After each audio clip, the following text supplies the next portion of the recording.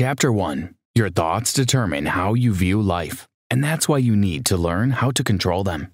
Your brain is always looking for the most natural way out, and that could be the death of your ethical judgment making. It usually ends up substituting effort for creativity thanks to your thoughts. We are prone to overestimate how much we understand about the world and to underestimate the role of chance in events. Daniel Kahneman. There are several factors, illusion, availability, and experience, that influence your decisions. These factors lead you to make biased conclusions. Thinking is not as easy as it seems. It is an art that must be mastered. The mastery of thoughts comes with understanding what constitutes your intuition and assumptions.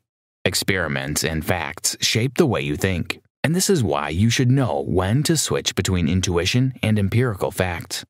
Daniel Kahneman is a master of his trade. His knowledge of behavioral economics, cognitive thinking, and psychology put him up there with the very best. He believes in placing facts over assumptions, and he believes that behavioral patterns are made easy with the use of relative examples and instances. To find out how to switch from thinking slow to thinking fast, follow this detailed summary. Chapter 2. The two systems associated with your brain are responsible for how and when you think. Psychologists Keith Stanovich and Richard West have established that humans have two primary systems for thinking. System 1, which operates automatically and quickly without voluntary control and with little effort. System 2, which allocates attention to the effortful mental activity of any kind. Humans avoid an overload of information in their brain by consciously or subconsciously breaking tasks into smaller steps. This is because we naturally prefer solutions that require minimum mental effort and strength. The moment a solution requires a lot of effort, the attention paid to it starts to decrease. In a bid to balance the functions of the human mind, one of the primary functions of System 2 is to control, monitor, and oversee suggestions and actions that come from System 1. However, this action doesn't rely much on facts. It is based on faith and intuition. The information System 1 provides to System 2 is usually wrapped around impressions. These impressions turn to beliefs that humans hold on to. The beliefs then turn to actions that create an identity for you. The human brain is programmed to adjust to speed and stress. Cognitive ease comes into play because you behave in a different way when you are making an effort toward something with ease. Another function of System 1 is that it helps you shape what's normal to you, what surprises you, and the cause of these things. It should be noted, though, that System 1 doesn't necessarily make an accurate conclusion from the information sent to it. It doesn't care about the true assessment of the information. It makes its own conclusions. System 2 works hard to find an escape route for you, especially when you are stuck with finding a solution to a problem. When System 1 faces a tough problem that it can't find a solution for, it'll seek the help of System 2, calling it into action to find a way around the problem immediately. However, sometimes your brain deceives you and itself into believing that a task is simple. This happens because your brain wants to save as much energy as possible when executing a task. So, when System 1 feels it can handle a situation or problem, it won't activate or call for the help of System 2. These two systems work together to help you perform tasks and make decisions. Chapter 3. You are more likely to make judgments based on bias and intuition instead of facts and statistics. There is a tendency for you to jump to a conclusion about a scenario based on the sample provided. This logic applies to numbers too. You believe that samples that involve small numbers are drawn from a small population. The moment you are told that 5 million people work in the public sector in Bulgaria, you're inclined to believe that Bulgaria's population is small, just because of the sample. These are some of the things that shape how you view and evaluate your environment.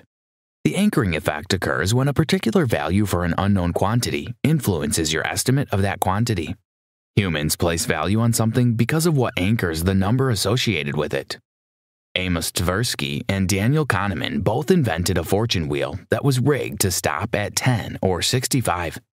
They then gathered students of the University of Oregon as participants for their experiment. After spinning the wheel, which had been rigged to stop at either 10 or 65, the participants were asked two questions. Is the percentage of African in the UN larger or smaller than the number you just wrote? What is your best guess of the percentage of African nations in the UN? Although the number on the wheel holds no significance to the question, even if the wheel wasn't rigged, the participants still based their results on the questions on the number on the wheel. The anchor for their number was determined mostly by the number they got from the wheel. Those who had 10 chose lesser numbers for the African nations, and those who had 65 chose higher numbers. The ease with which you can come up with examples is often used to determine the frequency of events. Immediately, an example comes to mind. Your brain pieces together instances of a similar occurrence, and you're then tricked into believing that such a situation is frequent. A dramatic event temporarily increases the availability of its category. A train wreck that attracts media coverage will temporarily alter your feelings about traveling by rail. Your mind's made to believe that the train wreck is a frequent occurrence, and this alters the way you view traveling on a train. Chapter 4. Inadequate and Inaccurate History Affects the Present and the Future. There's a belief that the worst scenario of an occurrence is the highest form of it. Therefore, the preventive measures that would be taken should be examined against that scenario. If, for example, a wall is being erected to stop a flood, the strength and height of the wall will most likely be built according to the last heaviest flood. Economist Howard Kunrunther believes that protective actions are usually designed to be adequate to the worst disaster experienced. No thanks to the media, there are several misconceptions about the true extent of things and how important or less important they are. Humans try to simplify life by believing in a world that is perfect in their heads. By examining evidence in base rates, it's known that humans tend to put more focus on evidence than base rates. Base rates occur as a result of small information. When the information produced is not specific or detailed, base rates come into view, telling the brain to make a conclusion based on assumptions. The moment more specific information is provided, the brain changes its focus and concludes evidence, rather than the base rate. Placing absolute belief in the conclusion drawn from detailed information can be misleading. It's true that a tall and thin athlete would most likely play basketball, but it's not always so. When you allow your conclusion to be drawn from descriptions, there will be times that you will end up making the wrong assumptions. When it comes to descriptions, adding details is different from being specific. Simply adding details to a piece of information makes it more likely to be believed, but it doesn't mean that the information is accurate. The idea behind a piece of good information is that it should be precise. Precision can come in short forms when it comes to describing a scenario. The ability to be specific helps you think fast. Chapter 5. Statistics from data helps us draw conclusions, but they are not as informative as real-life experiences. When you come from a place where humans don't eat animals, and then you're told that humans are responsible for the death of 65% of animals across the world, you'll find it hard to believe. Also, regardless of existing facts and statistics, a situation is not bound always to follow a regular pattern. That a tall serial killer has terrorized a community for a year doesn't mean the next death is from the same serial killer. Existing facts help in the absence of any other information. The reaction toward performance doesn't necessarily come from praise or blame. When you scold someone for a bad performance, it's likely that the person's next performance will be better. Also, when you praise someone for a good performance, there's a huge chance that such a person's performance would deteriorate next time. Now, the reaction to these performances is not as a result of how you scolded the person or praised the person. Natural fluctuations occur, and this means that a person who has had a bad performance would naturally want to improve, and a person who has had a good performance has most likely been lucky with such performance. Daniel Kahneman argued that it is better to reward improved performance than punish a mistake. Predictions come from a careful study of past events, current frequency of the same events, and the future possibilities of it happening. Predictions and forecasts are a part of everyday life. Across all fields of study, experts and professionals make predictions based on calculations and facts available. Some predictions are intuitively based on recent occurrences, experience, or familiarity. By seeing certain cues, you can deduce what is bound to happen next. However, there are several other things that you can't predict or forecast without showing bias. To produce unbiased predictions, you must start with the average information available, and then gradually work toward getting more data from existing guidelines, statistics, and facts. Did you know? According to media statistics, 52% of Americans say they regularly encounter fake news online. Chapter 6. Illusions of understanding and availability deceive you into believing that you know more than you do. Correcting your intuitive predictions is the work of System 2. System 2 is responsible for the hard work, so it goes to collect information from what you have experienced and what you're experiencing. If not controlled, intuitive predictions can cause problems. It's not easy to stop, but you can resist its dominance by training yourself to identify it. By maintaining your vigilance against these predictions, you can control your thinking better. According to Nassim Taleb, an American scholar and essayist, humans continually fool themselves by constructing flimsy accounts of the past and believing they are true. He believes that the stories of the past shape the present and inevitably the future as well. The past should be seen as a learning experience, and the present should be used to determine the future. The illusion of understanding determines and influences the way people view and approach life. The gathered knowledge of things that have happened are rewritten to fit certain agendas. This illusion only talks about things that happened, while overlooking those that didn't happen. These biased narratives have created the faux notion in humans that, as long as they are familiar with the past, they can shape and reshape the future. However, how best can a future be modeled when the knowledge about the past is biased and twisted to suit certain narratives? Nothing in life is as important as you think it is while you are thinking about it. Daniel Kahneman. Chapter 7. A successful event makes people believe that the steps leading up to the event must equally be successful. As much as you believe you know your past, most of the stories you've heard only talk about the event and neglect the preceding steps. Validation comes from belief most of the time. Even though there's little to no evidence, humans tend to validate what they believe in because of influence, pressure, and blind faith. When you're confident about something, it doesn't mean that it is right or true.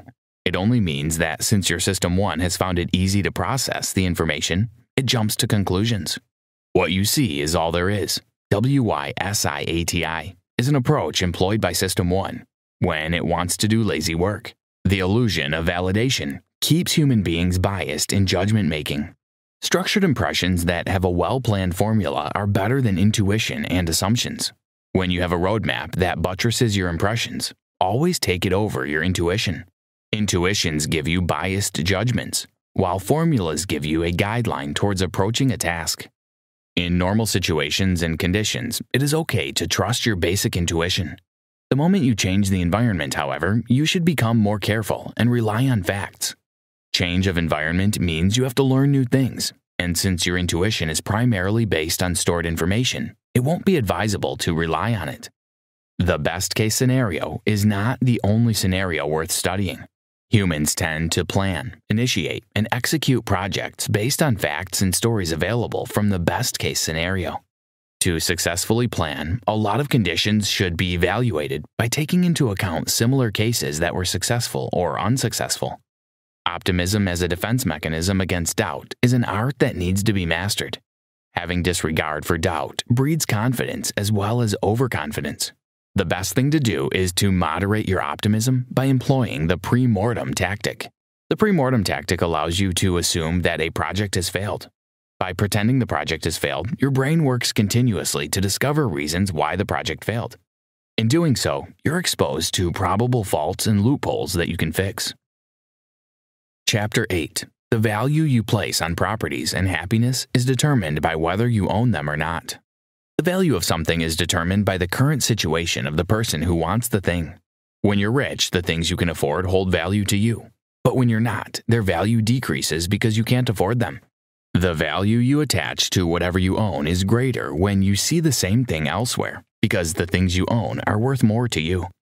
In terms of taking a risk and examining loss, humans always look for the safest possible bet, regardless of the probable outcome. When it comes to gambling, you are unwilling to take risks, because when the probability of a loss is higher than that of a win, you instinctively want to avoid it. This is why humans are always more particular about avoiding losses than working hard to secure gains. As long as there is a chance for a loss, the brain begins working towards avoiding it. The possibility of a future occurrence is one way in which humans think ahead of the time. However, when overestimated, these possibilities cause the brain to focus on events that are very unlikely to happen. These events are called rare events. It is quite rare for money to drop into your lap from the sky, but you still believe in its possibility because it has probably happened before. This belief influences your way of life. Adopting risk policies to guard you against loss is a brilliant thing to do, but it should not be exaggerated. See a decision as one of the numerous options available to you. Don't automatically dismiss an option because it contains loss. Since rewards and punishments mold your reaction and motivate your actions, you should pay attention to it often. Chapter 9. The human mind evaluates statements based on how they are framed and laid down. A well-framed statement can go a long way in appealing to your mind, while a badly framed statement can cause a big issue. As it has been established, simple and sole evaluations of a situation are the work of System 1, while careful assessment and comparison is the work of System 2. There are two selves in humans. They are the experiencing self, the remembering self. These two selves work hand in hand to help you make decisions. The experiencing self helps you make decisions based on whether you like an experience or not. And the remembering self helps you make a decision based on your reaction toward it when you first encountered it. A lot of people don't pay attention to their experiencing self. They are more particular about the memories they've collected over time, and then base their judgments on it. Happiness is relative, and it has a wide range of definitions that can never be ignored. Human judgments are different, and so is the definition of happiness. The best way to live a good life is to understand that there's no limit to what can make you, or anyone, feel happy. Conclusion. Your thoughts are a combination of many events that shape your life. When you control the way you think and how well you think, you'll find it easy to make better decisions. Understanding your two systems and training yourself to be able to control your thoughts gives you a better advantage. You can make better judgments about life and people. All you need to do is understand the way you think. Many people suffer from the inability to think well or understand their thoughts. Your thoughts heavily influence your actions, and if your thoughts are not right, there are many ways you can recalibrate your life. You can start by trying to be precise anytime you have to make a description. You can also decide to focus more on evidence rather than bias. This will open your mind to many other options so you can make better choices. Intelligence is not only the ability to reason, it is also the ability to find relevant material in memory and to deploy attention when needed. Daniel Kahneman. Having clear thoughts creates more opportunities for you in your personal and work life. What gives successful people the edge over others is knowing how to switch between being a fast thinker and a slow thinker. You can become successful at many things once you know how to use your thoughts to influence your actions and your decisions.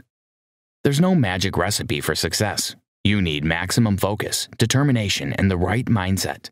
And all of these are influenced by your thought process. Try this. Discover your thought process, evaluate your judgments about people, and see if you are making a good conclusion or not. If yes, maintain it. If no, focus on working on your bias by seeing beyond your intuition.